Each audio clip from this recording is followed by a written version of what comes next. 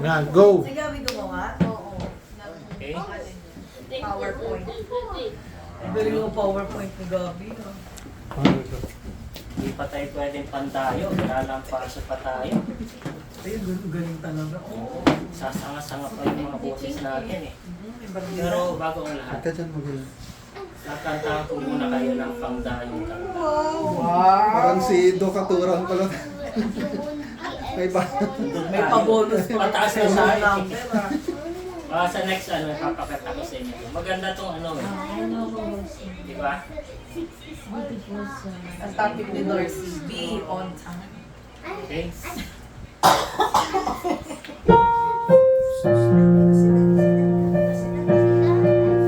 Hindi nyo lang bang, pwede nyo lang muna kung ano. Ayan.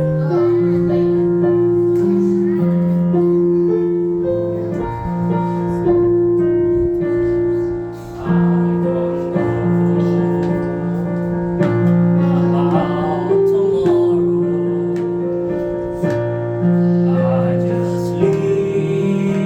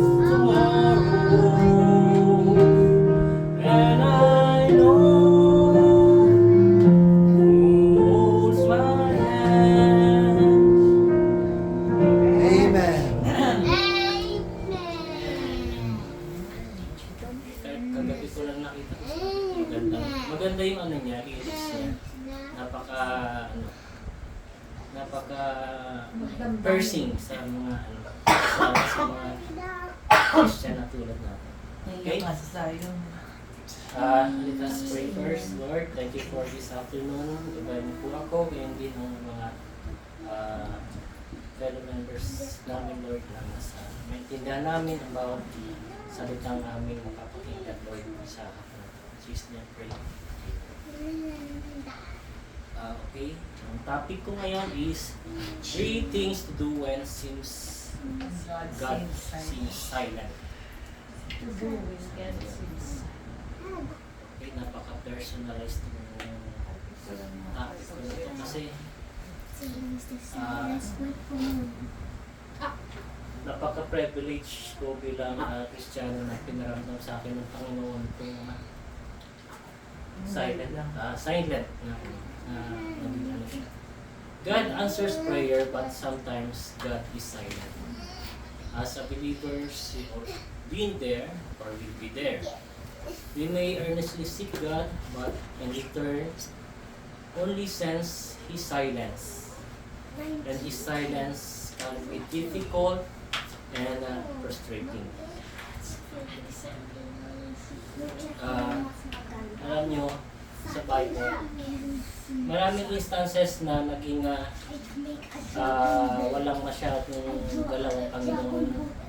Lalong-lalo na during the time sa Book of Job na akala ni Job na napabayaan na siya pero still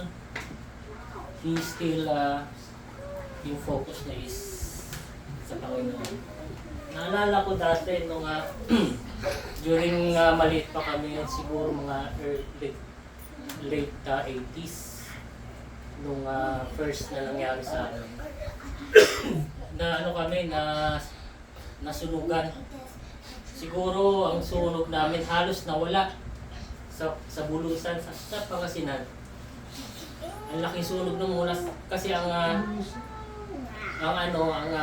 grandfather ko may furniture sila that time ang nagmamanage si daddy mga 7 na bata pa ako nung nasunog kasi walang naabo lahat bata pa kami after that nagkanya-kanya na silang kasi wala nang furniture nung time na yun. Naranasan ko itong, ngayon ko lang na realize na during that time ang Panginoon ay nandyan pero hindi namin maramdaman ang presensya niya. Kung natatanda ko pa noon nung bata pa kami, mga iba rito kasi sabihin nila, nung bata pa ako, nakakain kami niya mantika na may asin.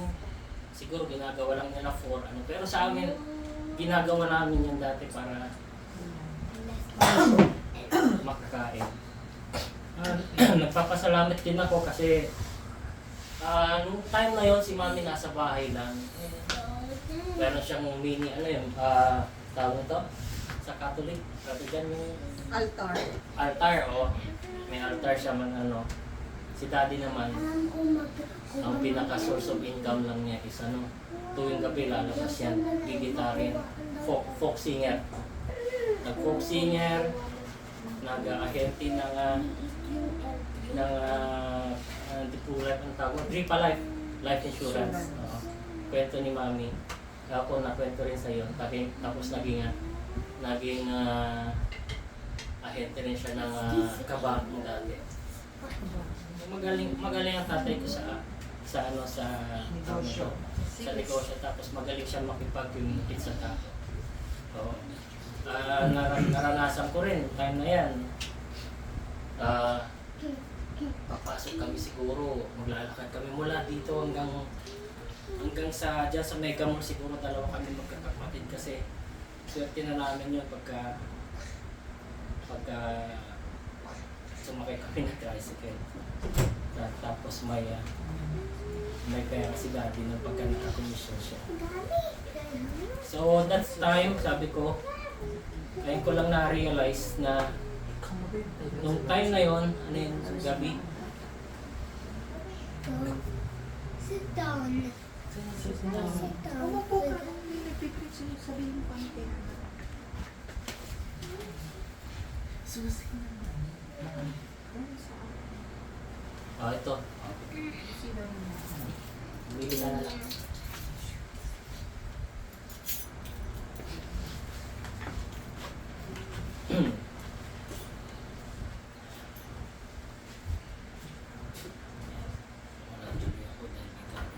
Three things to do when God seems silent. One is examine your life. Begin asking yourself, is there any unconfessed sin in life? Make sure nothing is blocking you from able to hear God's voice. In Psalm 66 verse 18, sabi niya dito, if I had not confessed the sin in my heart, my Lord would not have listened. Ito yung time na si King David ay nagtatago sa cave, na yung time na yun hinahabol siya ni ang naghahabol siya sa kanya mismo is si Absalom. Si Absalom isa sa mga anak niya. This requires looking deeply at our lives. Ask yourself, is this anything or anyone I love more than God? As God brings things to mind, ask forgiveness. During that time na namin yung ganung nakikita ko sa amin kasi bata pa kami. Si Mami, nakaano lang yan kasi titignan yung may ibang tao kasi pagka ganyan na mag-ano na yan magiging obstacle na yan para para maghiwalay ang isang pamilya. Isa sa mga nakita ko sa nanay at tatay ko dati, hindi niya kinestyon ng tatay ko bakit gano'n ang nangyari. Basta ang nakita ko lang siya, sinusuportahan lang niya. Gabi, si daddy dumadating ng alas 2, na alas 3 na madaling araw, galing sa kumakanta siya. Kumakanta siya sa mga iba-ibang tawag doon kasi folk house. Folk house, di ba? Wala pang mga folk. Natawag sa kanila dati, folk singer. Ikakanta yan sa ordaneta, dumadating yan. Tapos pagdating niya, sa kusina, wala na kami sa bulusan na nagre-renta lang kami. Ang kusina namin, nandyan na, kusina, tapos sa kama, kainan, nandyan na lahat. Kaya sabi ko,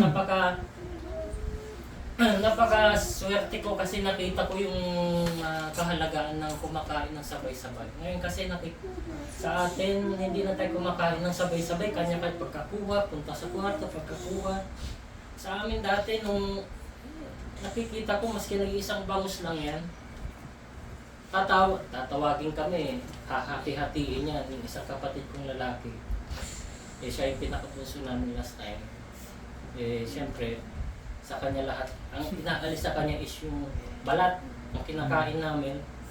Sabi ko, ngayon ko lang na-realize, napakasaya at maraming mga mapag-aaralan mo sa mga pagkaganong pagkakataon. Basta tignan mo na lang on positive side.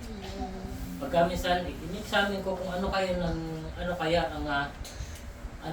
nangyari, bakit nagkaganon kami, sabi ko. Ngayon ko na-realize. Hanggang ngayon, hindi ko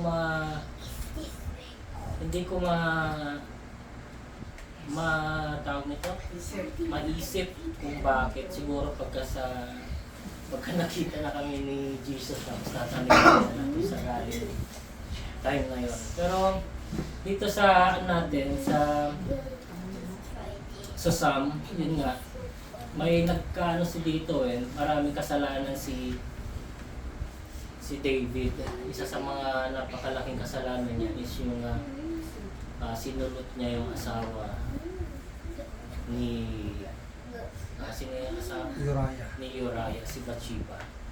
Sinulot niya. Ang bukod doon, ang ginawa niya is inutusan niya si Uriah na maging frontliner dun sa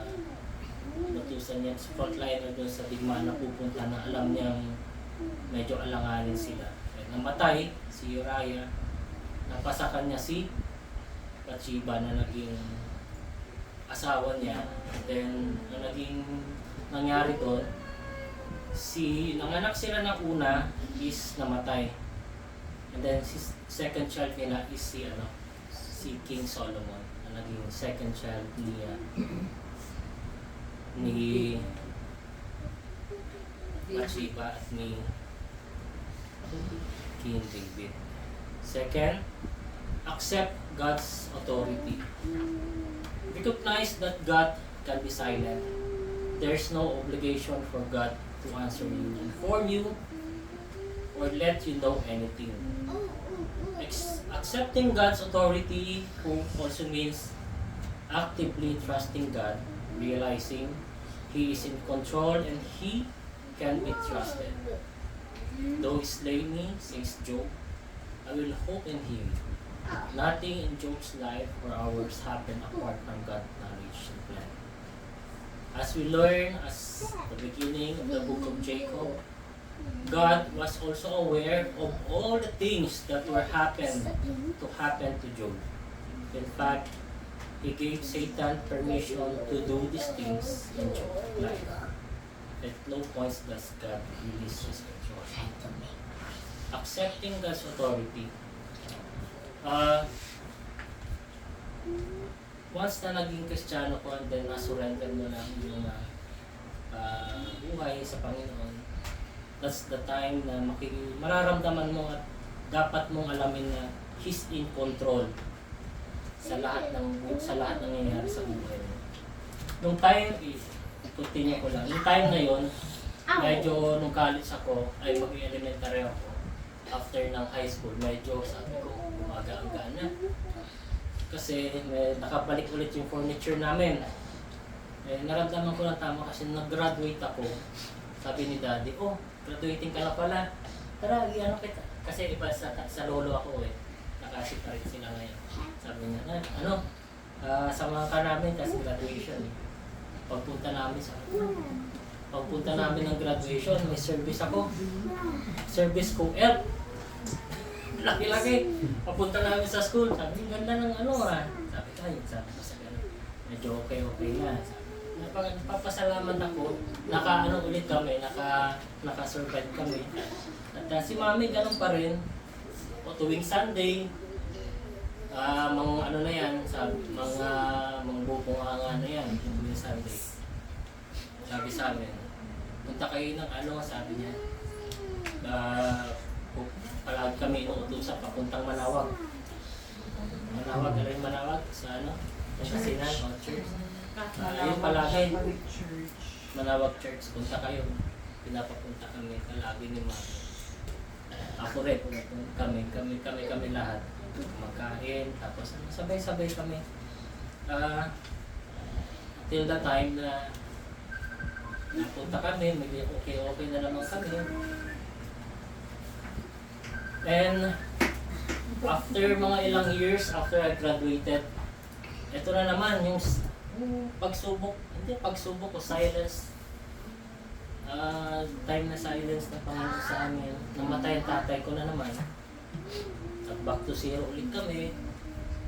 Na bahay namin, binenta, tapos pupunta ko ng Maynila. Pagpunta ko ng Maynila, pagbalik ko, matatanong ulit ang mama ko, sabi ko, Min, bakit wala na naman yung sala? Yung namin, sala. Sabi ni Mami, kung hindi ko binenta, wala kang pagpunta na, wala kaming sala. Pagbalik ko na naman, Pangasinan, wala na naman kaming stereo. Isa-isang nawawala. Pero si Mami, nandyan lang yan, nakangiti lang yan. Wala siyang parang panghihinayang sa mga nawawala, sa mga bagay-bagay nawawala sa amin. Hanggang ngayon, makikita ko si Mami wala siyang panghihinayang palagi. Pagka sinasabi ko sa kanya ngayon, yung mga tinutulungan mo dati, na alahas pa yung nireregalo mo. Hayaan mo na yan. Nung panahon na yun. Tapos, yun nga, nung time na yan, sabi ko sa Panginoon, kasi dito na ako sa Maynila. Sabi ko sa Panginoon, Lord, sabi ko, ano kayang napakabigat na kasalanan na napakabigat na kasalanan na nagawa namin kasi bakit parang paulit-ulit na lang itong pagsubok sa buhay namin, sabi ko. Ngayon, ang ginawa ko, ayun, tuloy-tuloy lang. Hindi pa ako Kristiyano nun hindi ko pa nakilala si Ian. Pero, alam ko naman na may mga, yung being Catholic is not paniniwala lang yan na yung kanya-kanya naman tayong paniniwala. Pero alam ko naman ng Panginoon si Jesus Christ, hindi sa ibang And isa sa mga natutunan ko is keep talking to God. Just because God seems silent doesn't mean you should doubt Him or stop praying. God is in control, yes, and has been alone. He heard Job cries for help and trust He waited for perfect time. God answers prayer. Yung time na yan, nung nandito ako sa Maynila, halos nangungutang ako ng si auntie nangungutang ng pamasahe. Pero sabi ko, tuloy-tuloy pa rin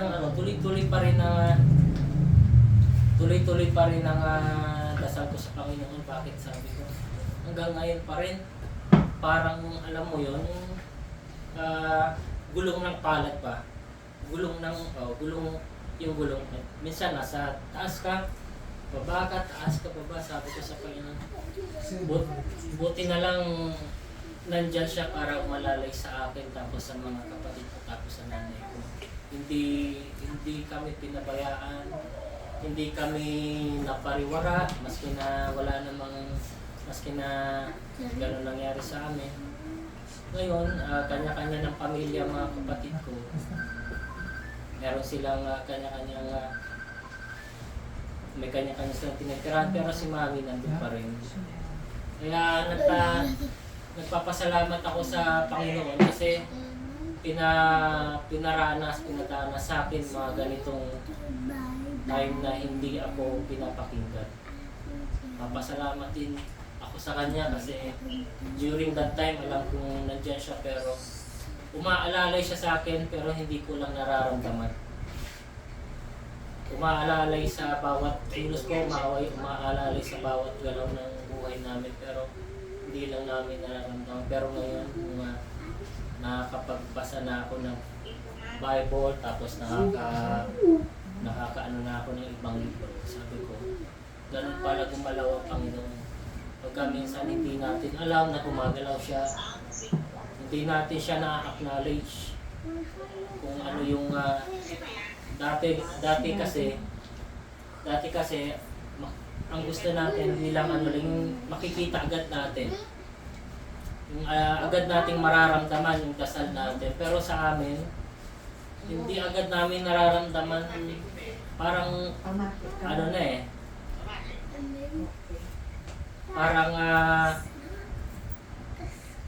parang nakakawalang gana na rin yung time na yun sa amin nangyari sa buhay namin. Kasi kung iisipin mo na sunugan ka, after 4 years namatay ang pinaka-head of the family na si Daddy, nawala lahat, yung tapos yung 10-wheeler na truck na binili niya, tapos pick-up niya, as in simot lahat. Buti na lang nabenta ni Mami ng konti yung bahay niya, nasimot lahat yung nag-back to zero talaga kami nung time na yun. Pero si Mami nandiyan pa rin hanggang ngayon. Mayroon pa rin siyang altar dyan. yung altar niya may mga mukha ni Jesus Christ, tapos sina Mother Mary. Pero hindi ko siya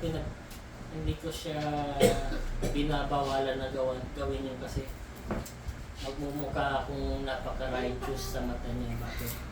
Pinapabayaan ko lang, pero alam naman niya kasi nga nung time na yon, nandito na siya, nakakausap na rin niya si Pastor Mel na naintindihan na rin niya, kaso nga lang siyempre may edad na rin, mahirap na rin yung pag-iisip na yung thinking nila. Kaya isa sa mga napakagandang ginawa ng Panginoon sa akin nung time na yan is hindi ako pinabayaan. Una, hindi ako pinabayaan, but I keep on praying. I keep on praying sa mga time na yan. Nagpapasalamat din ako na nung time na yon, nung time na naisama ako ni Yani sa ano ba yun yan? Tayo ni Nawawi sa camping. Ano yun sa may Taytay ba yun na camp natin? Oo, yata. Na nag-overnight pa tayo.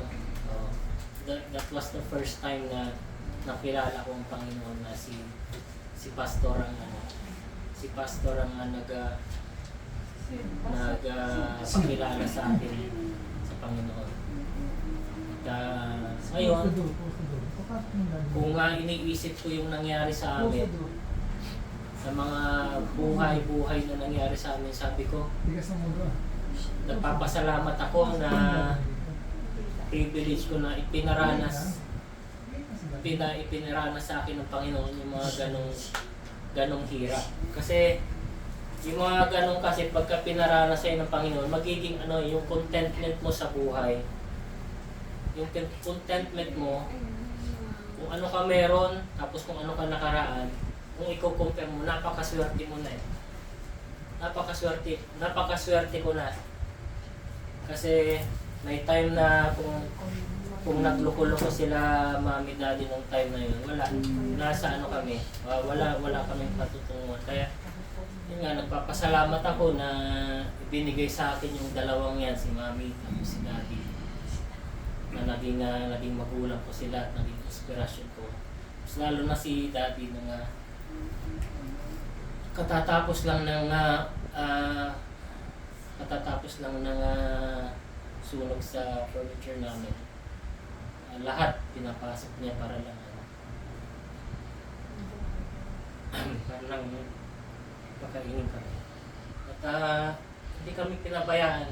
Kung natatanda ko pa noon, may kaunti silang pera. Pupunta kami sa manonood kami ng sine, lahat kami. Bata kami. Ngayon din na namin napaka na ngayon, complicated na. Kaya yun nga, when God is silent, keep on praying and always focus sa Panginoon. Focus lang sa Panginoon, yun lang importante. And then never let your guard out. And never, huwag tayo mag-isip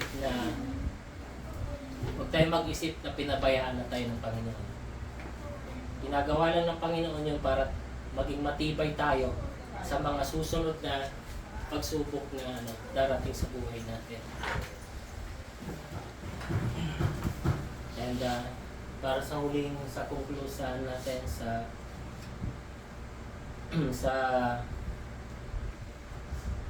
topic natin ngayon na when God seems silent, pwedeng silent siya kasi ayaw niya yung pinagdadasal mo.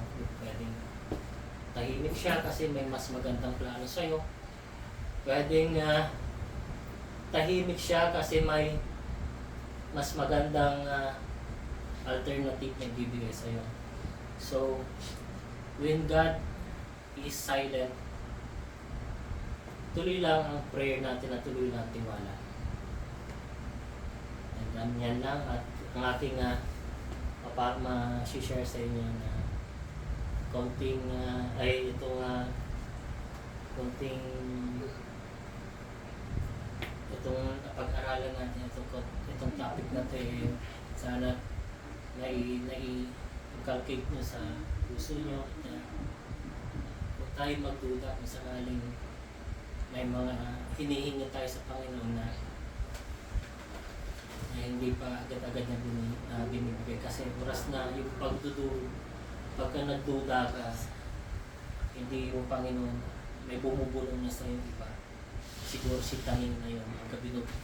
Pagka may pagdududa ka na sa Panginoon, hindi na work ng Panginoon yun. Work na ng mga Satan's work na po yun. So keep on praying, focus on God, and always, sabi nga rito, always accept God's authority.